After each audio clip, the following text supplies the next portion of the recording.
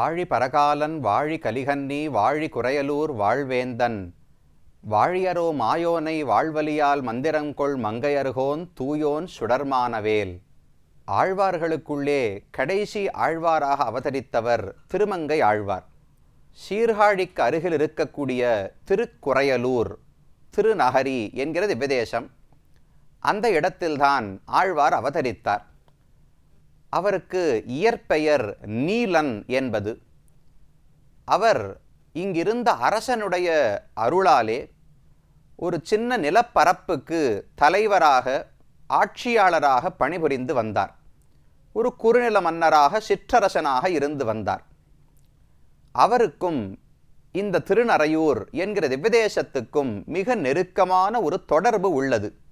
ஒவ்வொரு ஊரிலும் பகவான் ஒரு குறிப்பிட்ட வடிவத்தோடு காட்சி கொடுக்கிறார். இந்த ஊரில் பகவானை சேவித்தோம் என்றால் 4 கரங்கள் இல்லாமல் 2 திருக்கைகளோடு சேவை சாதிக்கிறார் என்று பார்த்தோம். அதுவும் சங்க சக்கரங்களை எப்போதும் போல் இல்லாமல் சாய்த்து வைத்து கொள்ளாமல் தன்னுடைய திருமேனிக்கு முன்னால் கொண்டு வந்து யாருக்கோ அவற்றை வழங்குவது போலே பகவான் சங்க சக்கரங்களை பிடித்திருக்கிறார். இது என்ன விசித்திரமான கோலம்! எதற்காக இப்படி இருக்கிறார் என்று பார்த்தால் அதுதான் திருமங்கையாழ்வாரோடு தொடர்பு பட்ட ஒரு சரித்திரம். திருமங்கையாழ்வார் இங்கு வாழ்ந்து வந்தபோது ஒரு முறை அந்த சீர்காழிக்கு அருகிலேயே இருக்கக்கூடிய திருவெள்ளக்குளம் என்கிற ஒரு திவ்யதேசம், அந்த இடத்திலே ஒரு உயர்ந்த பொய்கை குளம் இருந்தது. அந்த வெள்ளக்குளத்தில் நீராடுவதற்காக அங்கிருக்கும் மலர்களை பறிப்பதற்காக தேவலோகத்திலிருந்து தேவ பெண்கள் அப்சர பெண்கள் எல்லாம் இறங்கி வருவார்களாம். அப்படி வந்தபோது ஒரு முறை ஒரே ஒரு பெண் இங்கேயே தங்கி போய்விட்டாள். அவளால் திரும்ப ஸ்வர்க்கத்துக்கு தேவலோகத்துக்கு செல்ல முடியவில்லை. அந்த பெண்ணை ஒரு முறை ஆழ்வார் அங்கு சென்றிருந்த போது பார்த்தார். அவருக்குத்தான் குமுதவல்லி நாச்சியார் என்று திருநாமம். அந்த குமுதவல்லியை மணக்க வேண்டும் என்கிற ஆசை திருமங்கையாழ்வாருக்கு ஏற்பட்டது. அப்போது அவர் திருமங்கையாழ்வார் கிடையாது, அதற்கு பிறகுதான் ஆகிறார். ஆனால் அந்த பிராட்டியை மணக்க வேண்டும் என்கிற ஆசை அவருக்கு ஏற்பட அவரிடத்திலே நேரே போய் விண்ணப்பிக்கிறார். அப்போது அந்த பிராட்டி 2 கட்டளைகள் 2 நிபந்தனைகளை போட்டாளாம். இந்த காலத்து பெண்கள் தான் நிபந்தனை இட வேண்டும் என்பதில்லையே, அக்காலத்திலே. ஆனால் அந்த நிபந்தனைகளை கேட்டால் இன்றைக்கு சொல்லக்கூடிய நிபந்தனையாவே இருக்காது. இன்னும் சொல்ல போனா இன்றைக்கு இருக்கும் பெண்கள் இந்த 2 நிபந்தனைகளையும் இட்டால் அது ரொம்ப நல்ல ஒரு சமுதாயத்தையே கட்டமைக்கும். என்ன நிபந்தனைகள் தெரியுமா? முதல்ல குமுதவல்லி நாச்சியார் சொன்னது, உமக்கு ஒரு ஆச்சாரியன் மூலமாக பஞ்சசம்ஸ்காரம் நடக்க வேண்டும். உமக்கு பகவானோடு தொடர்பு இல்லை, அவருக்கு நீர் தொண்டன் என்று சொல்வதற்கு ஒரு சாட்சி வேண்டும். அதனால் பஞ்ச சம்ஸ்காரம், சமாஸ்ரயணம் என்று மரபிலே சொல்லுவார்கள். 5 சம்ஸ்காரங்களை ஒரு ஆச்சாரியன் நமக்கு செய்கிறார். தோளிலே பகவானுடைய சங்கத்தையும் சக்கரத்தையும் பொறித்து வைப்பார்கள். தாபகா புன்றகா 12 திருமண்களை உடலிலே ஈழிக்கொள்ளலாம். ததா நாம பகவானுடைய தாசன் ராமானுஜருடைய தாசன் என்கிற பெயரை பெறுகிறோம். மந்திரகா திருமந்திரம் துவயம் சரமஸ்லோகம் முதலான ரகசியங்களை அவர் உபதேசிக்கிறார். யாகா பகவானுக்கு தினப்படி பூஜை செய்ய வேண்டிய முறையை ஆச்சாரியன் கற்றுக் கொடுப்பார். இந்த 5ஐயும் அவர் கொடுக்கிறபடியால பஞ்ச சம்ஸ்காரங்கள், 5 விதமான சம்ஸ்காரங்கள் என்று இது சொல்லப்படுகிறது. அந்த சம்ஸ்காரம் உமக்கு இல்லை. நீர் போய் ஒரு ஆச்சாரியனிடத்திலே அடிபணிந்து அவரிடத்துல இந்த பஞ்சசம்ஸ்காரத்தை பெற வேண்டும் என்று குமுதவல்லி நாச்சியார் நிபந்தனை இட்டாளாம். அது முதல் நிபந்தனை. 2வது நிபந்தனை, ஒவ்வொரு நாளும் 1000 பேருக்கு நீர் ததியாராதனம் செய்ய வேண்டும். ததியாராதனம்னு சொன்னா அன்னதானம்.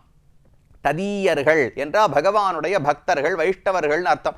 அவர்களுக்கு ஆராதனம், அவர்களுக்கு உணவளித்து உபச்சாரம் செய்து அவர்களை நல்லபடியாக கவனிக்க வேண்டும். அதை ஒரு வருஷம் முறை தினமும் 1000 பேருக்கு ததியாராதனம் செய்ய வேண்டும் என்று 2 கட்டளைகள். இவ்வளவு தர்ம சிந்தனை பாருங்க.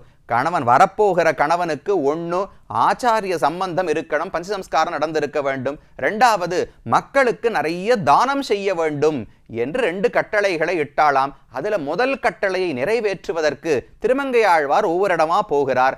இவருக்கு நீலன், இவர் பெரிய அரசனாகவே இருந்தவர். இன்னொரு பேர் உண்டு கலியன், இவருக்கு ரொம்ப வீரம் மிடுக்கு அதிகம். இவரை பார்த்தாலே எல்லாரும் பயந்து ஓடி விடுகிறார்கள். இவரை அமர்த்தி வைத்து இவருக்கு உபதேசம் பண்ணி பஞ்சசம்ஸ்காரம் பண்ணுவதற்கு ஊரில் யாருமே ஆச்சாரியன் முன்வரவில்லை. நேர திருநறையூருக்கு திருமங்கையாழ்வார் வந்தார். பெருமானே, நீதான் எனக்கு பஞ்சசம்ஸ்காரம் செய்ய வேண்டும் என்று ஆழ்வார் பிரார்த்தித்தாராம். பகவானும் ஒப்புக்கொண்டு அவருக்கு சங்கத்தையும் சக்கரத்தையும் அப்படி ஆச்சாரியன் பண்ணும்போது ஒரு சின்ன தீயிலே அந்த சங்க சக்கரங்களை காட்டி அதில் நெருப்பில் காட்டி அதை கொண்டு வந்து பொறித்து விடுவார். அதை போல திருமங்கை ஆழ்வாருக்கு இந்த பெருமான் தான் சங்க சக்கர பொறிகளை ஒத்துவித்தார். அதனால்தான் பின்னாடி இருக்க வேண்டிய சங்க சக்கரங்களை இப்படி முன்னால் கொண்டு வந்து பகவான் ஆழ்வாருக்கு சமாசிரயணம் பண்ணும் முறையிலேயே காட்சி அளிக்கிறார். அப்ப இந்த திருநறையூர் நம்பி என்பவர் திருமங்கை ஆழ்வாருக்கே ஆச்சாரியன் என்று புரிந்து கொள்ள வேண்டும். அதுக்கு இன்னொரு சாட்சியும் இருக்கு. இந்த திருமங்கை ஆழ்வார் ஒவ்வொரு ஊருக்கும் பாசுரங்கள் பாடுவார். ஒரு ஊருக்கு 20 பாட்டு, ஒரு ஊருக்கு 30 பாட்டு, ஒரு ஊருக்கு அரை பாட்டு, ஒரு பாட்டு, இதை போலெல்லாம் உண்டு. திருவரங்கம் ஸ்ரீரங்கத்துக்கு 50 பாசுரங்கள் பாடியிருக்கிறார். ஆனா இந்த திருநறையூர் இருக்கிறதே, திருநறையூருக்கு மட்டும் 100 பாசுரங்களை பெரிய திருமொழி என்கிற பிரபந்தத்திலே பாடியிருக்கிறார். அப்ப என்ன, ஸ்ரீரங்கத்தை விட இவர் உயர்ந்தவரா இந்த பெருமாள்? ஏன் 100 பாட்டுனால், எப்பவுமே நம்முடைய இல்லங்களிலேயே ஒரு வழக்கம் உண்டு. ஒரு நல்ல கல்யாணம் நடக்கிறது, ஏதோ ஒரு நன்மை நடக்கிறதுன்னு வச்சுங்களேன், அப்போ எல்லாருக்கும் சம்பாவனை கொடுப்போம், தட்சிணை வச்சு கொடுப்போமோ இல்லையோ. பகவானுக்கு ஒரு தட்சிணை கொடுக்குறோம். இப்போ 100 ரூபா வச்சு பகவானுக்கு ஒரு தட்டில் ஏதோ பழங்கள் எல்லாம் வச்சு 100 ரூபா வச்சு பகவானுக்கு சமர்ப்பிக்கிறோம்னு வச்சுங்களேன். ஆச்சாரியனும் அதற்கு வருவார் அல்லவா. நம்முடைய இல்லத்து ஆச்சாரியன் யாரோ அவரை சேவிக்க போகும்போது பகவானுக்கு வச்சதை விட 2 மடங்கு தட்சிணை வைக்கணும், 2 மடங்கு சம்பாவனை வைத்து அவருக்கு 200 ரூபாய் சமர்ப்பிக்க வேண்டும். இதுதான் வழக்கம். அப்ப ஆழ்வார் அதை கடைபிடிக்கிறாராம். இவர் யாரு? ஸ்ரீரங்கத்துக்கு பெருமாள் தெய்வம், தெய்வத்துக்கு 50 பாட்டு சமர்ப்பிச்சுட்டார். திருநறையூர் பெருமாள் யாரு? ஆச்சாரியன். அப்ப 50 விட 2 மடங்கு 100 பாசுரங்கள் ஆழ்வார் சமர்ப்பிக்கிறார் என்று பெரியோர்கள் தெரிவிப்பார்கள். அப்ப திருநறையூர் நம்பி திருமங்கை ஆழ்வாருக்கே சமாசயனம் பண்ண ஆச்சாரியன் என்கிற ஒரு பெருமை உண்டு. 2வது நிபந்தனை இட்டாலே ததியாராதனம் 1000 பேருக்கு தினமும் பண்ண வேண்டும் என்று ஆழ்வாரும் முயற்சி பண்ணார். தன்னிடத்தில் இருந்த செல்வம் அனைத்தையும் செலவழித்து ததியாராதனம் பண்ணிவிட்டார். முடிஞ்சு போச்சு, பணங்காசி இல்லை. உடனே ஒரு அரசர் தானே, அதனால் அரசினுடைய கஜானாவில் இருக்கிற பணத்தை எல்லாம் எடுத்து ததியாராதனம் பண்ண ஆரம்பித்தார். அது ஒரு முறை பெரிய அரசனுக்கு கேள்விப்பட்டு அவன் இவரை பிடித்து சிறையிலே அடைத்து விட்டான். அரசினுடைய நிதியை நீர் தவறாக பயன்படுத்தி விட்டீர் என்று. அப்ப இரவு இதே திருநறையூர் நம்பி திருமங்கை ஆழ்வார் கனவிலே எழுந்தருளி, கவலைப்பட வேண்டாம், காஞ்சிபுரத்துல வேகவதி நதி இருக்கிறதே, அந்த ஆற்றங்கரையில போய் நீர் மண்ணை தோண்டி எடும், அங்கு உமக்கு நல்ல ரத்தனம் வைடூரியம் பொன் எல்லாம் கிடைக்கும் என்று சொல்லி இந்த ஆழ்வார் அரசனை அழைத்து கொண்டு அங்கு போய் செல்வத்தை எடுத்து கொடுத்தாராம். அப்ப பஞ்சசம்ஸ்காரம் பண்ணதும் இவர்தான். 2வது நிபந்தனை ததியாராதனம் முடிப்பதற்கு செல்வத்தை கொடுத்தவரும் திருநறையூர் நம்பிதான். அதனால திருமங்கை ஆழ்வாருக்கும் இந்த பெருமானுக்கும் ரொம்ப நெருக்கமான தொடர்பு உண்டு. குமுதவல்லி நாச்சியாரை ஆழ்வார் மணந்ததே இந்த பெருமானுடைய அனுகிரகத்தில் தான். அதனால 4 பிரபந்தங்கள், பெரிய திருமொழி, சிறிய திருமடல், பெரிய திருமடல், திருநெடுந்தாண்டகம், 4 பிரபந்தங்களிலுமே இந்த திருநறையூர் நம்பியை பற்றி ஆழ்வார் பல இடங்களில் ரொம்ப அழகாக பாடியிருக்கிறார். அது எல்லாவிட ஒரு ஏற்றம். எல்லா திவ்யதேசங்களையும் ஆழ்வார பாடுவதற்கும் இந்த திருநறையூரை பாடுவதற்கு ஒரு முக்கியமான வேறுபாடு உண்டு. இந்த பெருமானை குறித்துத்தான் சிறிய திருமடல், பெரிய திருமடல் என்று 2 மடல் பிரபந்தங்களை பாடியிருக்கிறார். அது என்ன மடல் அப்படின்னா என்ன அர்த்தம்னால், ஒரு காதலன் யாரோ ஒரு பெண்ணை காதலிக்கிறான். ஆனால் அந்த பெண் இவனை ஏற்றுக்கொள்ளவில்லை, அல்லது அவளுடைய தாயார் தகப்பனார் யாராவது தடுக்கிறார்கள்னு வைத்துக் கொள்வோம். இவனால் அந்த பெண் இல்லாமல் வாழ முடியாது என்கிற அளவுக்கு காதல் முற்றிவிட்டது. அப்ப என்ன பண்ணுவாளாம், ஒரு பொம்மை குதிரையை செய்து அதற்கு மேல் இவன் அமர்ந்து கொண்டு அந்த பெண்ணினுடைய வடிவத்தை ஒரு பனை மடல், ஒரு பனை ஓலையிலே வரைந்து வைத்துக்கொண்டு வீதி வீதியா தெரு தெருவா போகணும். நான் இந்த பெண்ணை தான் காதலிச்சேன், அவளும் ஆசைப்படுறா, ஆனா சேர்த்து வைக்க மறுக்கிறார்கள், யாராவது எங்களுக்கு அருள் புரிய மாட்டார்களா என்று அந்த பெண்ணை பத்தியே பாடிக்கொண்டு தன்னுடைய வெட்கத்தை விட்டு மானத்தை விட்டு பாட வேண்டும். இதுக்கு மடல் எடுப்பதுன்னு பெயர். இதை பண்ணா என்ன ஆகும்னால், ஒன்று அந்த பெண் வீட்டுக்காரர்களே மனமிறங்கி வரலாம், இல்ல ஊர் ராஜா இதை கேள்விப்பட்டு ஏன் இவர்களுக்கு கல்யாணம் பண்ணி வைங்கோலேன்னு யாரானும் வந்து தலையிடலாம். அதற்காக இப்படி மடல் எடுப்பது உண்டு. அதை போல திருமங்கை ஆழ்வார் மடல் எடுத்தார். ஆனா விசேஷம் என்ன, பெண்ணாக மடல் எடுக்கிறார். பொதுவாக தமிழர் மரபில் பெண் மடல் எடுப்பது என்பது கிடையாது. எவ்வளவுதான் காதல் இருக்கட்டும் ஒரு ஆண் பேரிலே, ஆனால் பெண்கள் மடல் எடுக்க மாட்டார்கள். திருக்குறள்ல திருவள்ளுவர் தெரிவிக்கிறார், கடலன்ன காமம் உழந்தும் மடலேரா பெண்ணின் பெருந்தக்கதில் என்று திருக்குறள். எவ்வளவு கடல் போல காதல் இருந்தாலும் பெண்கள் மடலூற மாட்டார்கள் என்று திருவள்ளுவர் தெரிவிக்கிறார். ஆனா இந்த இடத்துல திருமங்கை ஆழ்வார் சொன்னார், இது என்னது, அடைய வேண்டிய ஆண் சாதாரண உலகத்து ஆண் கிடையாது, புருஷோத்தமனான பகவானை அடைய நான் ஆசைப்படுகிறேன். அப்ப ஆணா இருந்தா என்ன, பெண்ணா இருந்தா என்ன, ஒரு ஜீவாத்மா பகவானை ஆசைப்படும் போது மடலெடுத்தாவது அவரை அடைய வேண்டும். இல்ல நான் பெண், அச்சம் மடம் நாணம் பயிர்ப்பு இதெல்லாம் எனக்கு இருக்கணும், நான் போய் வெக்கத்தை விட்டு எப்படி மடலெடுக்க முடியும்னு என்னால ஆறி இருக்க முடியாது. அடையப்போவது பகவானை.